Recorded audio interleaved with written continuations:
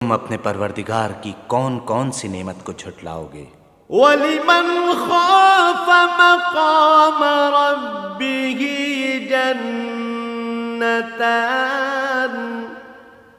اور جو شخص اپنے پروردگار کے سامنے کھڑے ہونے سے ڈرا اس کے لیے 2 باغ ہیں۔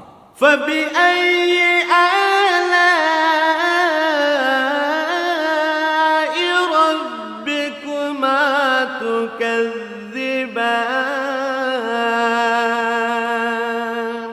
تو تم اپنے پروردگار کی کون کون سی نعمت کو جھٹلاؤ گے؟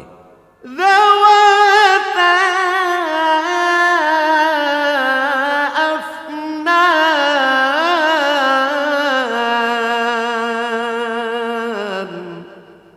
ان دونوں میں بہت سی شاخیں یعنی قسم قسم کے میووں کے درخت ہیں۔